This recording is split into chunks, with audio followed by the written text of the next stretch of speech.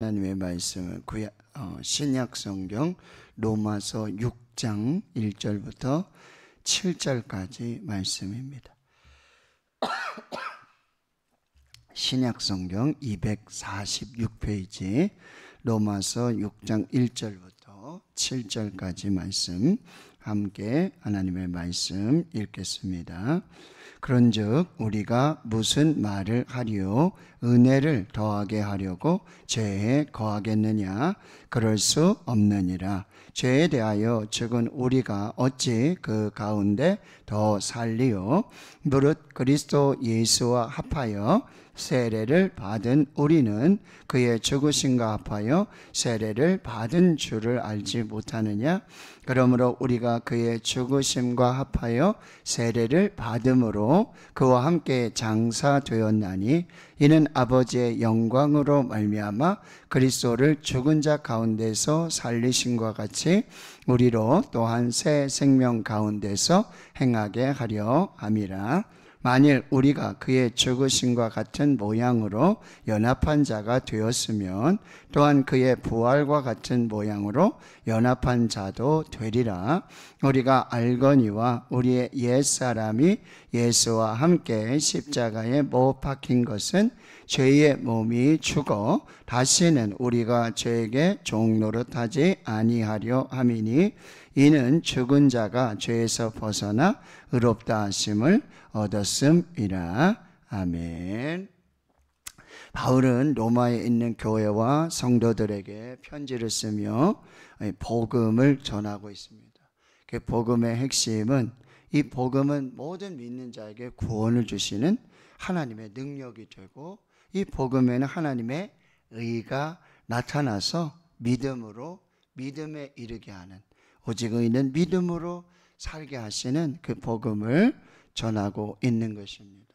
바로 예수 그리스도의 십자가의 그 보혈, 그 은혜로 이제 율법 외에 하나님의 의, 믿음으로 또 은혜로 오직 예수 그리스도를 통하여 얻는 그 하나님의 의로 말미암아 구원을 받은 하나님의 백성이 됨을 이 복음으로 전하고 있습니다.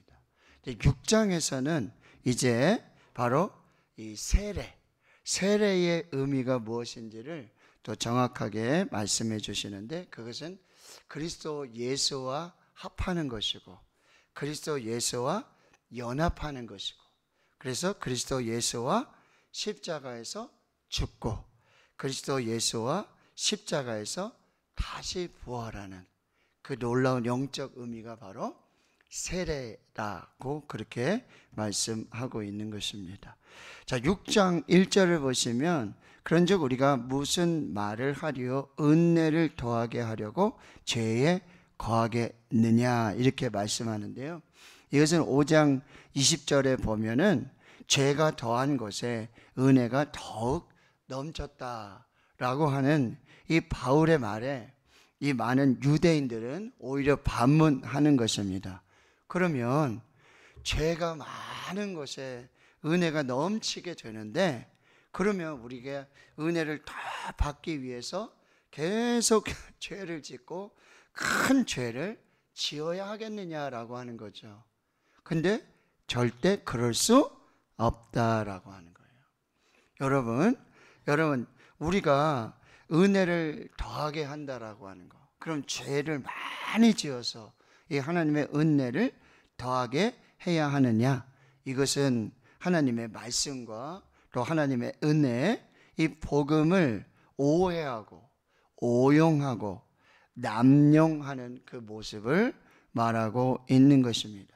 그러면 은혜를 많이 받고 많이 누리기 위해서 그러면 부담 없이 그냥 무조건 죄를 지어야 하는가? 아니면 의도적으로 죄를 지어서 나에게 은혜를 더하게 해야 되는가?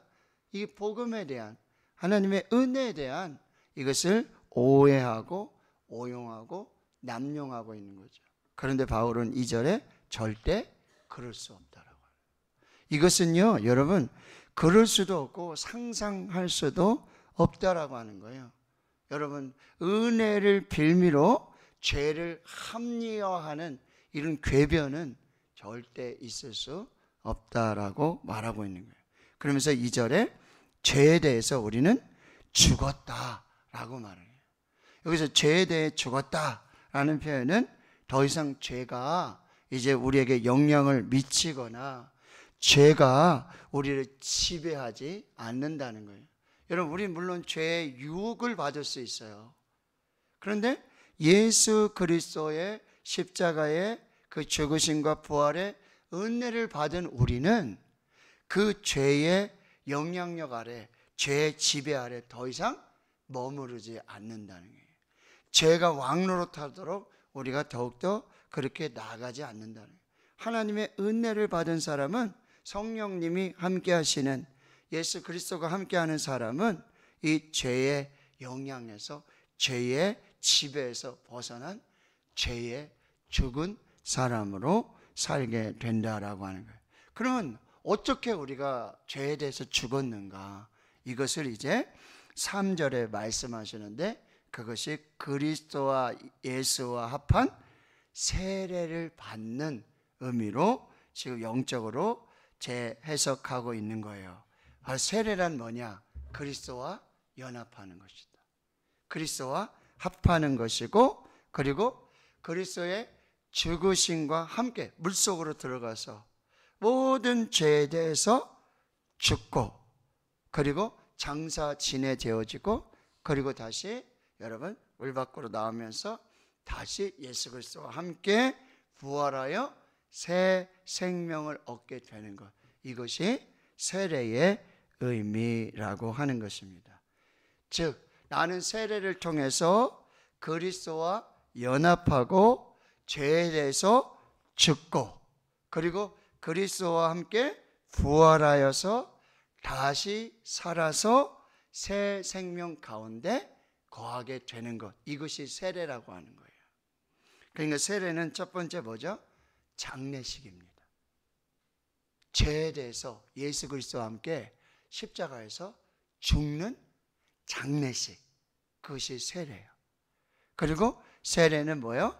예수 그리스도와 함께 부활해서 새 생명으로, 새 삶으로 살게 되는 뭐죠? 새로운 생명의 삶을 출발하는 예수 그리스도와의 결혼식입니다.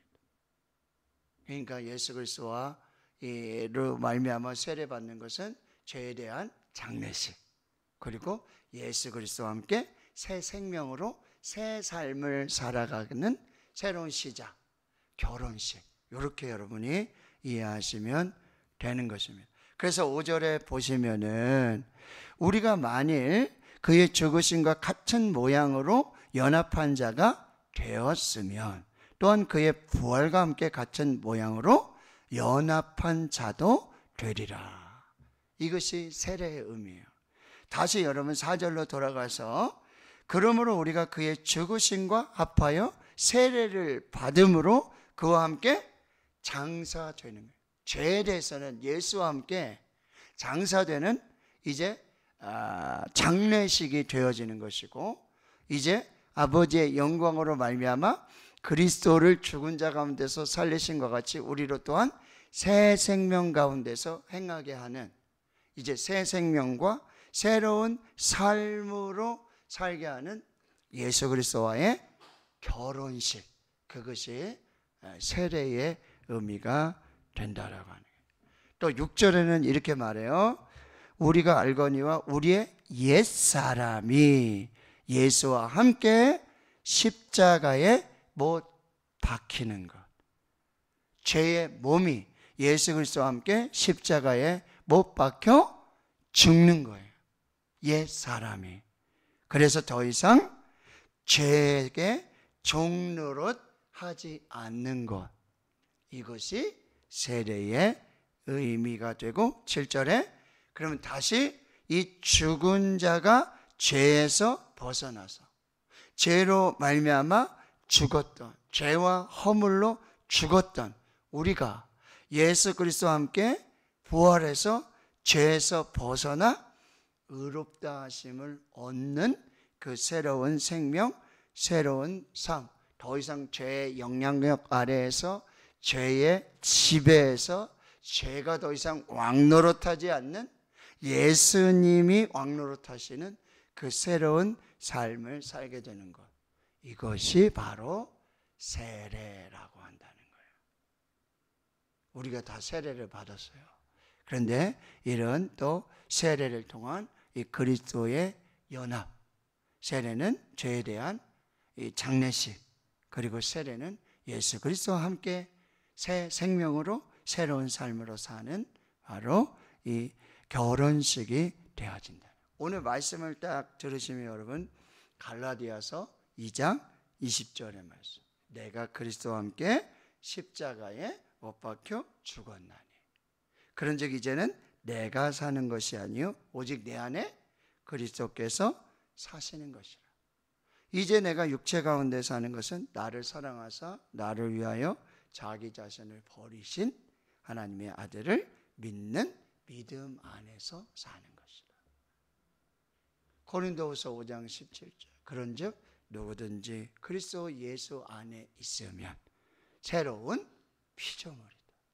이전 것은 지나갔으니 보라 새 것이 되었도다 라고 말씀하시고요. 에베소 4장 22절 이하의 말씀에 보면 너희는 유혹의 욕심을 따라 썩어져가는 구습을 사는 옛 사람을 벗어버리고 오직 너희의 심령이 새롭게 되어 하나님을 따라 의와 진리의 거룩함으로 지으심을 받은 새 사람을 입는 것. 이것이 바로 그리스도 예수와 합한 이 세례의 참된 의미라고 한다는 거예요. 그래서 히브리서 기자는 여러분 히브리서 12장 1절 2절에 이러므로 우리가 구름같이 둘러싼 허다한 증인들이 있으니 모든 무거운 것과 얽매이기 쉬운 죄는 벗어버리고 예수 그리스도 합하여서 세례로 죄에 대해서 장례식하고 그리고 예수 그리스도와 함께 다시 살아서 새 생명으로 새로운 삶으로 예수와 결혼식하는 이 세례, 모든 무거운 것, 얽매이기 쉬운 죄는 다 벗어버리고 옛사람을 다 벗어버리고 새 사람으로, 그리고 그 다음에 뭐요? 인내로서 우리에게 당한 경주를 하는 거예요. 이제 인내로서 우리 앞에 당한 경주를 하고 믿음의 주여 또 온전하게 하시는 이인 예수를 바라보며 이 귀한 생명의 삶, 은혜의 삶을 살게 되어진다라고 하는 거예요. 자, 오늘 우리가 받은 하나님 앞에서의 세례의 영적 의미들을 우리 다시 한번 잘 마음에 새기고요. 이제 하나님 앞에서 정말 새 생명으로 또 구원을 받은 의롭게 된 옛 사람을 죽이는 새 사람으로 살게 되는 그 복된 은혜의 새로운 시작과 출발이 있기를 주님의 이름으로 축원합니다. 아멘. 자, 오늘 시편 100편